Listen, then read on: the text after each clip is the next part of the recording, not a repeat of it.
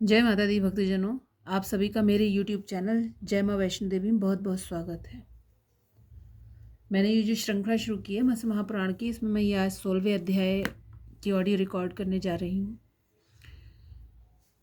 इसमें हम जानेंगे श्राद्धों की विधि के बारे में, क्या उनके भेद हैं, किस तरह से उसको करना चाहिए, कौन से ब्राह्मण ऐसे हैं जो इन श्राद्ध कार्यों में मान्य होते हैं, किस तरह के ब्राह्मणों को हमें भोज कराना चाहिए, क्या श्राद्ध की विधियाँ हैं जो अक्सर हम श्राद्ध काल में करते हैं। ज़रूरी नहीं है हम श्राद्ध काल में ही अपने पितरों को याद करें, हम डेली अपने रूटीन में भी श्राद्ध के रूप में उनके लिए कुछ अन्न निकाल सकते हैं, कुछ अर्घ वगैरह दे सकते हैं। तो आज इस अध्याय में हम ये सब जानेंगे। अगर आपको मेरा ये प्रयास पसंद आता है तो मेरे इस ऑडियो को लाइक करें, चैनल को सब्सक्राइब करें और ज़्यादा से ज़्यादा लोगों में इस ऑडियो को शेयर करें। तो चलिए शुरू करते हैं आज का अपना ये 16वां अध्याय। श्राद्धों के विविध भेद, उनके करने का समय तथा श्राद्ध में निमंत्रित करने योग्य ब्राह्मण के लक्षण। सूत जी कहते हैं, ऋषियों, ये सारा वृत्तांत पूर्ण रूप से सुनकर मनु ने मत्स्य भगवान से पूछा, मधुसूदन, श्राद्ध के लिए कौन सा काल उत्तम है? श्राद्ध के विभिन्न भेद कौन से हैं? श्राद्धों में कैसे ब्राह्मण को भोजन कराना चाहिए तथा श्राद्ध में कौन से ब्राह्मण वर्जित हैं? दिन के किस भाग में पितरों के लिए श्राद्ध करना उचित रहता है? कैसे पात्र को श्राद्धीय वस्तु प्रदान करनी चाहिए तथा उसका फल पितरों को कैसे प्राप्त होता है? श्राद्ध किस विधि से करना उपयुक्त है तथा वह श्राद्ध किस प्रकार पितरों को प्रसन्न करता है? ये सारी बातें मुझे बतलाने की कृपा करें। मत्स्य भगवान कहने लगे, राजर्षि, प्रतिदिन पितरों के लिए प्रति श्रद्धा रखते हुए अन्न आदि या केवल जल से अथवा दूध या फल मूल से भी श्राद्ध कर्म करना चाहिए। श्राद्ध नित्य, नैमित्तिक और काम्य रूप से 3 प्रकार का बतलाया गया है। इनमें मैं पहले नित्य श्राद्ध का वर्णन कर रहा हूँ, जो अर्घ और आवाहन से रहित होता है। इसे अदैव मानना चाहिए। पर्वों पर संपन्न होने वाले श्राद्ध को पावण कहते हैं। महीपते, ये पावण श्राद्ध 3 प्रकार का बतलाया जाता है, उन्हें सुनो। नरेश्वर, पावण श्राद्ध में जिन्हें नियुक्त करना चाहिए उन्हें बतलाता हूँ, सुनो।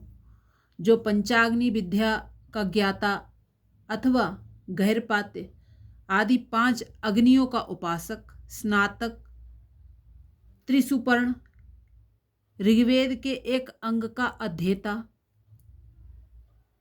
वेद के 6 अंगों का ज्ञाता, श्रोत्रिय का पुत्र, धर्मशास्त्रों का पारगामी विद्वान, सर्वज्ञ, वेदवेत्ता, उचित मंत्रणा करने वाला, जाने हुए वंश में उत्पन्न, कुलीन, पुराणों का ज्ञाता, धर्मज्ञ, स्वाध्याय एवं जप में तत्पर रहने वाला, शिव भक्त, पितृपरायण, सूर्य भक्त, वैष्णव, ब्राह्मण भक्त, योगवेत्ता, शांत, आत्मा को वशीभूत कर लेने वाला एवं शालीन हो, ऐसे ब्राह्मण को श्राद्ध कर्म के लिए नियुक्त करना चाहिए। अब इस पुनीत श्राद्ध में जिन्हें भोजन कराना चाहिए उनके विषय में बतला रहा हूँ, सुनो।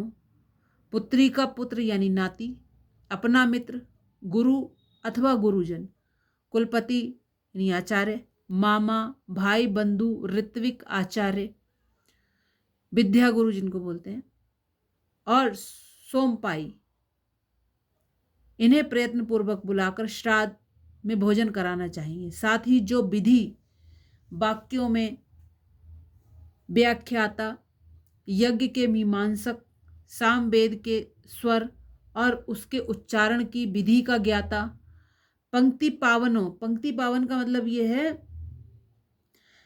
यानी जो विद्या तप आदि में विशिष्ट टाइप के जो ब्राह्मण रहते हैं, जिससे कह सकते हैं ना, जिनको बिठालने से पूरी पंक्ति, जो पंक्ति हम बिठालते हैं, वो पवित्र हो जाए, उनके लिए बोला जाता पंक्ति पावन। भी परम पवित्र सामवेद के पारगामी विद्वान, ब्रह्मचारी, वेदज्ञ यानी वेदों को जानने वाला, ब्रह्मज्ञानी यानी जो बहुत ही ज़्यादा सिद्धियों वाला हो, ये सभी श्राद्ध में चेष्टा पूर्वक भोजन कराने योग्य हैं। ऐसे ब्राह्मण जिस श्राद्ध में भोजन करते हैं वही श्राद्ध परमार्थ संपन्न माना जाता है। अब जो ब्राह्मण श्राद्ध में वर्जित हैं, मैं उन्हें बतला रहा हूँ, सुनो। पतित, जो अपने वर्णाश्रम धर्म से च्युत हो गया हो, अविश्वस्त, कलंकित यानी बदनाम, नपुंसक, चुगलखोर, विकृत अंगों वाला, रोगी, बुरे नखों वाला, काले दांतों से युक्त, कुंड, सदवा का सारज पुत्र, गोलक, विधवा का जारज पुत्र, कुत्तों का पालक, परिवित्त। परिवित्त क्या होते हैं?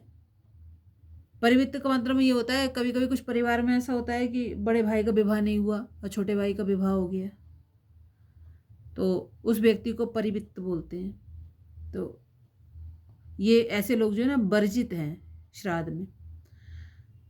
नौकर अथवा जिसका मन किसी अन्य श्राद्ध में लगा हो, पागल, उन्मादी, क्रोध से संपन्न, बिडाल और बगुले की तरह चोरी से अपनी जीविका का उपार्जन करने वाला, दंभी तथा मंदिर में देव पूजा करके वेतन भोगी यानी जो पुजारी जो रख दिए जाते हैं, इनको पैसे दिए जाते हैं उनको, ये सभी श्राद्ध भोजन में निषिद्ध माने गए हैं। मतलब इनको हमें भोजन नहीं कराना चाहिए। इसी प्रकार कृतघ्न, जो एहसान न मानने वाला हो, नास्तिक, जो भगवान में भरोसा न करता हो, त्रिशंक, कीकट से दक्षिण और महानदी से उत्तर का ये भाग त्रिशंक कहलाता है, बर्बर, भारत की पश्चिमी सीमा पर का प्रदेश यानी भारत की पश्चिमी सीमा है उसके जो क्षेत्र को तो बर्बर बोलते हैं, द्राव, बीत, द्रविड़ और कोंकण आदि देशों के निवासी तथा सन्यासी, इन सभी का विशेष रूप से श्राद्ध कर्म में परित्याग कर देना चाहिए। श्राद्ध दिवस के 1 या 2 दिन पहले श्राद्धकर्ता विनीत भाव से ब्राह्मणों को निमंत्रित करे, क्योंकि पितृलोग आकर उन निमंत्रित ब्राह्मणों के निकट उपस्थित होते हैं। वे वायु रूप होकर उन ब्राह्मणों के पीछे चलते हैं तथा उनके बैठ जाने पर पितृ भी उन्हीं के समीप बैठ जाते हैं। उस समय श्राद्धकर्ता ब्राह्मण के दाहिने घुटने को स्पर्श करके उससे इस प्रकार प्रार्थना करे, मैं आपको निमंत्रित कर रहा हूँ। इस प्रकार निमंत्रण देकर अपने पिता के भाई बंधुओं को श्राद्ध नियम बतलाते हुए यूं कहें, मैं अमुक दिन पितृ श्राद्ध करूंगा, अतः उस दिन आप लोगों को निरंतर क्रोध रहित, शौचाचार परायण यानी शौच आदि कार्यों से निवृत्त होकर तथा ब्रह्मचर्य व्रत में स्थित रहना चाहिए। मुझे श्राद्धकर्ता द्वारा भी इन नियमों का पालन किया जाना चाहिए। इस प्रकार पितृयज्ञ से निवृत्त होकर तर्पण कर्म करना चाहिए। श्राद्धकर्ता को पिंडानवाह नामक श्राद्ध सदा अमावस्या तिथि को ही करना चाहिए। गौशाला में या किसी जलाशय के निकट दक्षिण दिशा की ओर ढालू स्थान को गोबर से लीप कर वहीं भक्ति पूर्वक श्राद्ध कर्म करना चाहिए। श्राद्धकर्ता पितरों के निमित्त बनी हुई चारू को समसंख्यक यानी 2, 4, 6 मुट्ठियों द्वारा मैं पितरों को चारू प्रदान कर रहा हूँ। चारू में आप अन्न ले सकते हैं, कोई भी चीज़ ले सकते हैं। यो कहकर पितरों को चारू प्रदान करें और शेष सबको अपनी दाहिनी ओर रख ले। तत्पश्चात अग्नि में घी की धार छोड़कर चारू को 3 भागों में विभक्त करके आगे की ओर रखे। उन भागों को भी 4 अंगुल के विस्तार का लंबा कर यानी लंबा बना देना चाहिए। इनको फैलाकर उंगली 4 अंगुल की लंबाई में उनको फैला लेना चाहिए। पुनः 3 दरवी यानी करछुलें, करछुल चमचा जिसको बोलते हैं, जिनसे हवन आदि के जो पदार्थ जो होते हैं अग्नि में छोड़े जाते हैं, रखनी चाहिए, जो खैर या चांदी मिश्रित अन्य धातु की बनी हो, जिनका परिमाण मुट्ठी यानी जो उनका आकार आगे का हिस्सा हो मुट्ठी बंधे हुए हाथ के बराबर हो, जो अत्यंत चिकनी, उत्तम एवं हथेली की सी बनी हुई सुडौल हो। इसी प्रकार अपशब्य होकर जनेऊ, अपशब्य का मतलब है जनेऊ को बाएं कंधे से दाहिने कंधे की ओर रख लें आप। पीतल का जलपात्र, मेक्षण यानी प्रणीता पात्र, समिधा लकड़ी जिसको बोल देते हैं, कुश, तिल, अन्यन पात्र, शुद्ध नवीन वस्त्र, गंध, धूप, चंदन आदि को लाकर सबको धीरे से अपने दाहिनी ओर रख लें। इस प्रकार सभी आवश्यक सामग्रियों को एकत्र करके घर के दरवाजे पर गोबर से लिपी हुई भूमि पर अपशब्य रखकर गोमूत्र से मंडल की रचना करें, यानी छिड़क लें उसको। और पुष्प सहित अक्षतों, अक्षत यानी चावलों को बोलते हैं, द्वारा उसकी भी पूजा करें। तत्पश्चात बारंबार ब्राह्मणों को अभिनंदन करते हुए उनका पाद प्रक्षालन पैरों को धोना, उनको पैरों को धोएं। पुनः उन ब्राह्मणों को कुछ निर्मित आसनों पर बैठाकर विधि पूर्वक उन्हें आचमन या जलपान करवाएं, आचमन करवाएं नहीं, खिलाएं पिलाएं उनको। तदंतर उनसे श्राद्ध के लिए सम्मति लें। बुद्धिमान पुरुष को देव कार्य में 2 एवं पितृ कार्य में 3 अथवा दोनों कार्यों में एक एक ही ब्राह्मण को भोजन कराना चाहिए। धन संपत्ति से संपन्न होने पर भी पावर्ण श्राद्ध में विस्तार करना उचित नहीं। पहले देव यानी विश्वदेव को अर्घ्य आदि समर्पित करके तत्पश्चात ब्राह्मणों की अर्घ्य आदि द्वारा पूजा करें। पुनः श्राद्धकर्ता ब्राह्मण को चाहिए कि वह उन ब्राह्मणों को यानी जो ब्राह्मण आए हैं उनसे आज्ञा लें और आज्ञा लेकर चारू को कांसे के बर्तन में रखकर अपने गृहोक्त के विधान अनुसार यानी जो भी नियम आपके हैं उनके अनुसार विधि पूर्वक अग्नि में हवन करें। फिर बुद्धिमान पुरुष को अग्नि, सोम और यम का तर्पण करना चाहिए। इस प्रकार एक अग्नि का उपासक यज्ञोपवीतधारी श्रेष्ठ ब्राह्मण दक्षिण नामक अग्नि से प्रज्वलित हो जाने पर श्राद्ध कर्म संपन्न करे। तदंतर पर्यवेक्षण आदि से निवृत्त होकर उपर्युक्त सारी विधियों को समझ लें और प्राचीना बीति यानी जो अपशब्य होकर सारा कार्य संपन्न करें। फिर उस बचे हुए हवि से 6 पिंड बनाकर उन पर बाएं हाथ से अपने जलपात्र द्वारा तिल सहित जल गिराएं और ईर्ष्या द्वेष रहित होकर हाथ में कुश लेकर बाएं घुटना मोड़कर प्रयत्न पूर्वक बेदी पर रखें। बेदी पर जो है लकीरें बना लें एवं रेखाओं पर कुश बिछाएं। जो रेखाएं आप खींचे उन पर कुश बिछा दें तथा दक्षिण दिशा की ओर मुख करके पिंड रखने के लिए बिछाए गए कुशों पर अवनेजन यानी श्राद्ध बेदी पर बिछे हुए जो कुश हैं उनको जल से सींचने का संस्कार पूरा करें। फिर हाथ में करछुल लेकर तथा क्रमशः एक एक पिंड उठाकर पितरों के गोत्र एवं नामों का उच्चारण करके उन सभी बिछाए गए कुशों पर एक एक करके रख दें और लेप भागी पितरों की तृप्ति के लिए उन कुशों के मूल भाग में अपने उस हाथ को पोंछ दें। तत्पश्चात पुनः पूर्ववत उन पिंडों पर प्रतिवेजन यानी जल का छिड़काव करें। तदुपरांत गंध, धूप आदि पूजन सामग्रियों द्वारा उन 6 पितरों का पूजन करके उन्हें नमस्कार करें और एक यथोक्त वेद मंत्रों द्वारा उनका आह्वान करें। एकाग्निक ब्राह्मण के लिए एक ही निवार्प और एक ही करछुल का विधान है। यह सब संपन्न कर लेने के पश्चात श्राद्धकर्ता कुशों पर पितरों की पत्नियों के लिए अन्न प्रदान करे और पिंडों पर आवाहन और विसर्जन आदि क्रिया पूर्ववत करे, यानी पहले जो विधि बताएगी उसी नियम के अनुसार। तत्पश्चात श्राद्धकर्ता उन सभी पिंडों में से थोड़ा थोड़ा अंश लेकर उन्हें सर्वप्रथम प्रयत्न पूर्वक उन निमंत्रित ब्राह्मणों को खिलावे, जो कि पिंडान से निकाले गए अंश को अमावस्या के दिन ब्राह्मण लोग खाते हैं। इसीलिए इस श्राद्ध को अन्यवार्वक कहा जाता है। श्राद्धकर्ता पहले पवित्रक सहित तिल और जल को उस ब्राह्मण के हाथ में देकर तत्पश्चात पिंडांश को समर्पित करे और ये हमारे पितरों के लिए स्वधा हो। स्वधा शब्द का इस्तेमाल जैसे कि सुहा बोलते हैं ईश्वर के लिए, भगवान के लिए बोलते हैं, ऐसी पितरों के लिए स्वधा शब्द का इस्तेमाल किया जाता है। यूँ कहते हुए भोजन करावें। उस ब्राह्मण को चाहिए कि वह क्रोध का परित्याग करके भगवान नारायण को स्मरण करते हुए यह बहुत मीठा है, यह परम पवित्र है, यूँ कहते हुए भोजन करे। उन ब्राह्मणों को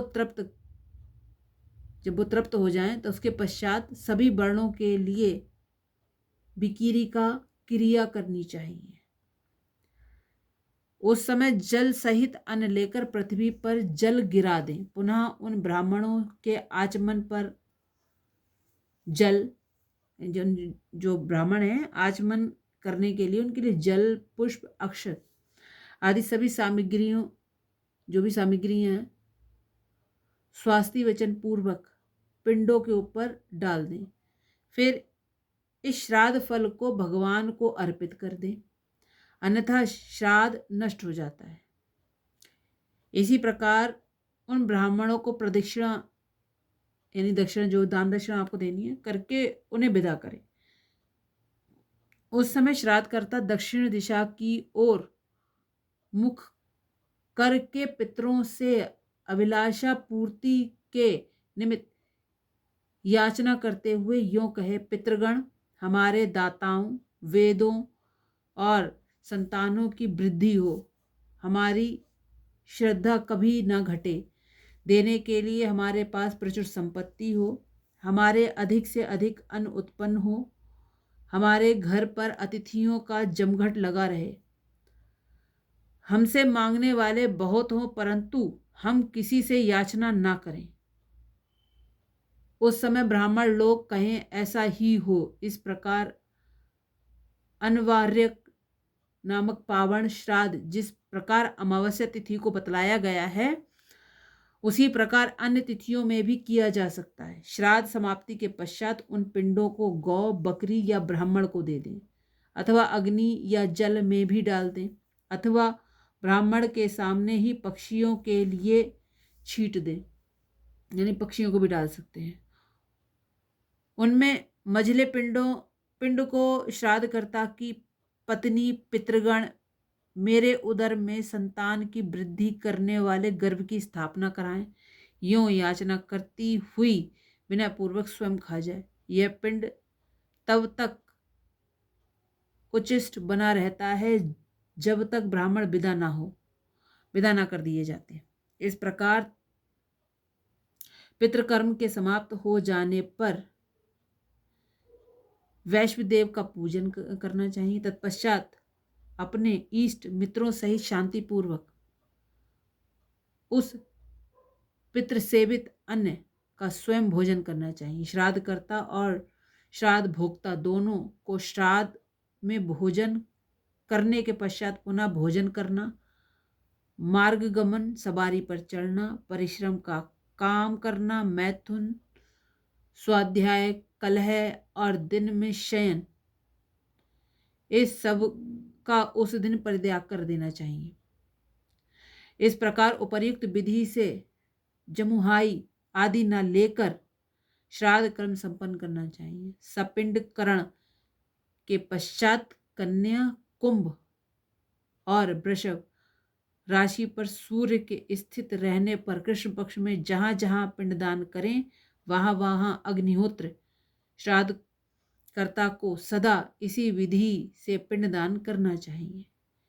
इस प्रकार श्रीमद् महापुराण में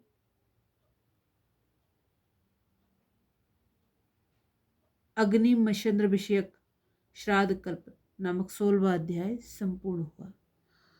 आशा करती हूँ आप सभी को ये अध्याय पसंद आएगा, क्योंकि इसमें बहुत सारी चीज़ें बताई गई हैं। मुझे लगता है कि हम लोगों को ज्ञान तो नहीं होता, अच्छी जानकारी है। मुझे लगता है आप सभी को ये सब पसंद आएगा। धन्यवाद। जय माता।